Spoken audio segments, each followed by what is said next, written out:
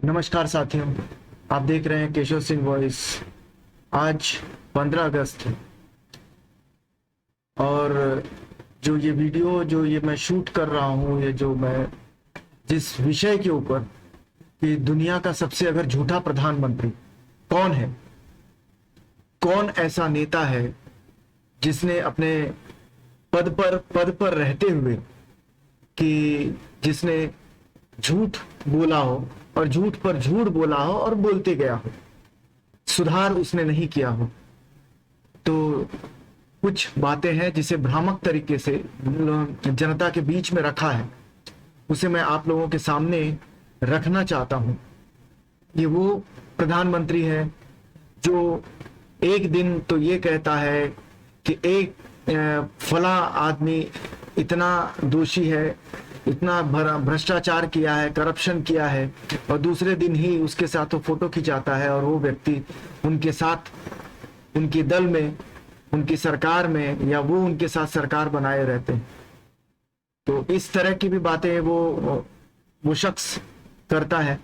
आप खुद ही देखें और समझें कि दुनिया का सबसे झूठा प्रधानमंत्री कौन है, जो देश में ही नहीं झूठ बोलता, वो विदेशों में भी जाके सीना तान कर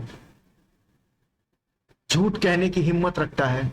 वो ये सब जानता है कि ये झूठ है, बावजूद इसके भी वो बोलता है और लोग उसे सुनते हैं, और सुनने के बाद में वो उसे सच बनाने की कोशिश भी करते हैं। तो ऐसे ही इनके कुछ झूठ हैं जिन्हें मैं आप लोगों के सामने बोलना चाहता हूं, बताना चाहता हूं, जिसमें से 7 जो बड़े झूठ हैं, महाझूठ जिसे हम कह सकते हैं, कि एक प्रधानमंत्री को इस तरह नहीं कहना चाहिए, नहीं बोलना चाहिए। बावजूद इसके उन्होंने दुनिया के सामने इन सब बातों को कहा है। झूठ नंबर पहला, कि नरेंद्र मोदी का कहना है कि चीन अपनी जीडीपी का 20% शिक्षा पर खर्च करता है, लेकिन भारत सरकार नहीं। अब अगर इसका जो फैक्ट चेक किया गया तो हकीकत यह है कि चीन अपनी जीडीपी का महज 3.93% इस शिक्षा पर खर्च करता है। वहीं भारत में एनडीए सरकार के कार्यकाल में शिक्षा पर 1.6% खर्च हुआ। यूपीए के कार्यकाल में यही जो सालाना जो जीडीपी है उसका खर्च 4.04% शिक्षा पर खर्च हुआ। तो ये आप इसे चेक कर सकते हैं, अब इसे जान सकते हैं। झूठ नंबर 2, मोदी ने भारतीय इतिहास के बिहार के गौरव का उदाहरण बखान करते हुए बताया कि सिकंदर महान को गंगा नदी के तट पर बिहारियों ने हराया था, जबकि हम सभी जानते हैं कि वो कभी गंगा पार कर किया ही नहीं। सिकंदर महान 326 ईस्वी पूर्व तक्षशिला से होते हुए पुरु के राज्य की तरफ बढ़ा, जो झेलम और चेनाब नदी के बीच बसा हुआ था।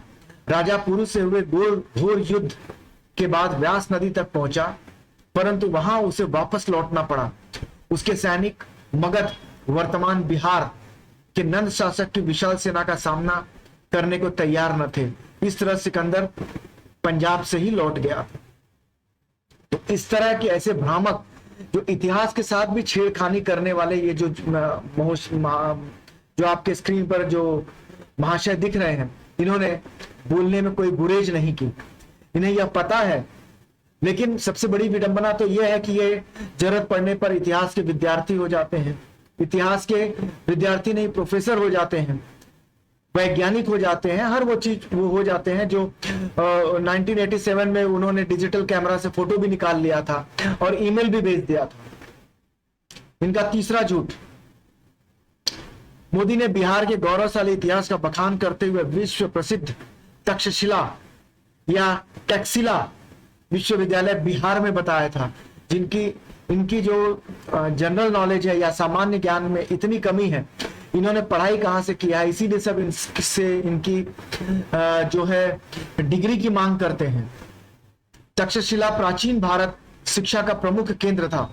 तक्षशिला वर्तमान समय में पाकिस्तान के पंजाब प्रांत के रावलपिंडी जिले की एक तहसील है, जिसका इस समय के भारत से उसका कोई लेना देना नहीं। चौथा झूठ, एनडीए की कार्यकाल में भारत की विकास दर 8.4% थी। सच। एनडीए के कार्यकाल में भारत की जो विकास दर थी वो 6% थी। पांचवा झूठ, भारत में देश में सबसे अधिक विदेशी पूंजी निवेश होता है। आंकड़ों के अनुसार 2000 से 2011 तक गुजरात में 7.2 बिलियन डॉलर के विदेशी पूंजी निवेश हुआ, जबकि इसी अवधि में महाराष्ट्र में 45.8 बिलियन डॉलर और दिल्ली में 26 बिलियन डॉलर का विदेशी पूंजी निवेश हुआ है। क्या यह सच है? अब तक कभी ऐसा नहीं हुआ कि किसी प्रदेश में नदियों पर बांध बनने से मुफ्त में लोगों को बिजली मिली हो। राष्ट्रीय बिजली नियामक आयोग के अनुसार बिजली के लिए पैसा देना ही होगा। सातवां झूठ जो मोदी ने कहा है, मोदी ने सरकार पर आरोप लगाते हुए कहा कि उनके पटना भाषण के बाद सरकार ने टीवी मीडिया पर प्रतिबंध लगाने की नीयत से मीडिया एडवाइजरी जारी की है।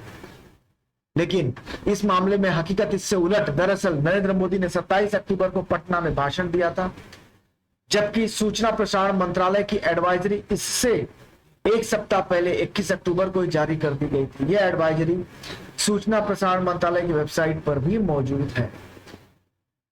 तो इस तरह के जो झूठ और भ्रामक जो चीजें हैं इनके, और इनकी जो गोदी मीडिया के जो सहयोगी हैं, ये इनके झूठ को सच बनाने में जो इनके सहयोगी है वो भी लगे रहते हैं कि किस तरह से उसे सच बनाकर लोगों को दिखाया जाए, और जो इन्होंने कह दिया वही आखिरी सच भी हो। तो ये तो मैंने कुछ ऐसे तथ्य बताए हैं सर, जो झूठ बोला है, ऐसे बहुत सारे झूठ अगर आप निकाल के देखेंगे तो ये जब भी मुंह खोलते हैं तो उसमें कुछ ना कुछ झूठ तो होता ही है। एक प्रधानमंत्री के तौर पर, देश के प्रधानमंत्री के तौर पर इन्हें इन सब बातों का ख्याल रखना चाहिए कि वो क्या कह रहे हैं। उन्हें 2 टर्म हो गए हैं देश के प्रधानमंत्री के तौर पर। आज भी अगर वो इस तरह की भ्रामक बातें अगर वो करते हैं और जनता में भ्रामक जानकारी देते हैं तो देश में शिक्षा का बौद्धिक स्तर कहाँ जा रहा है और लोगों को किस तरह की शिक्षा देनी चाहिए, वो ये भी बता रहे हैं कि जो इतिहास होगा, इतिहास वो भारतीय जनता पार्टी की नजरों से अब पढ़ा जाएगा, गढ़ा जाएगा।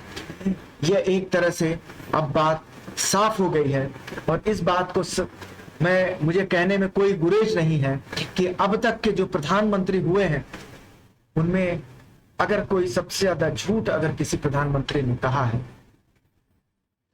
तो उनका चेहरा आप स्क्रीन पर देख पा रहे हैं। धन्यवाद आप सब।